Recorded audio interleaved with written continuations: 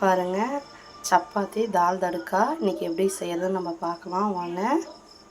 தால் தடுக்கா செய்யறதுக்கு பாருங்கள், துவரம் பருப்பு நான் ஒரு டம்ளர் அளவுங்க. இது பாருங்கள், இந்த டம்ளரில் எடுத்திருக்கேன். ஒரு டம்ளர் நல்லா வாஷ் பண்ணி வெறும் துவரம் பருப்பு மட்டும் இன்றைக்கி ஒரு 4 விசில் விட்டுக்கலாங்க. எண்ணெய் காஞ்சவொடனே கடுகு கொஞ்சம் போட்டுக்கோங்க, தேவையான அளவுக்கு. கடுகு பொரிஞ்சவனேங்க நம்ம சீரகமும் பெருங்காயத்தூளும் சேர்த்துக்கிட்டோங்க. இது கூட பார்த்திங்கன்னா பூண்டும் இஞ்சி சின்ன சின்ன பல்லாக உரித்து வச்சுருக்காங்க, கட் பண்ணி வச்சுருக்கோம், அதை போட்டுக்கலாங்க. இப்போ பாருங்கள், பூண்டும் இஞ்சும் நல்லா வதங்கினவுடனே நம்ம கட் பண்ணி வச்சுருக்க இங்கே பெரிய வெங்காயம் கூட இருந்தால் ஒன்று கட் பண்ணிக்கோங்க. நான் சின்ன வெங்காயம் ஒரு 10 பல் போட்டிருக்கேன். கருவேப்பிலை தழை, வரமிளகாங்க, அதை இதில் ஆட் பண்ணிக்கலாம். இது கூட பாருங்கள் சாம்பார் தூள் கொஞ்சம் சேர்த்திருக்கேங்க, சேர்த்து நல்லா வதக்கி விட்டுக்கலாங்க. மஞ்சத்தூள் ஆல்ரெடி பருப்பு வேகிறதுக்குள்ளே போட்டுருக்காங்க, அதனால் மஞ்சத்தூள் சேர்த்த வேண்டாம். இதை நல்லா வதக்கி விட்டுக்கலாங்க. இது நல்லா வதங்கினா இது கூட தக்காளி ஒன்று சேர்த்துக்கலாங்க.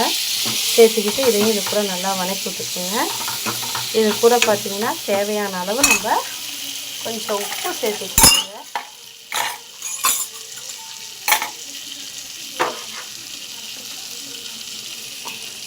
பாருங்கள், உப்பு கொஞ்சம் சேர்த்துக்கோங்க. இப்போ பாருங்கள், தக்காளி வெங்காயம் பூண்டு இஞ்செல்லாம் நல்லா வதங்கிடுச்சுங்க.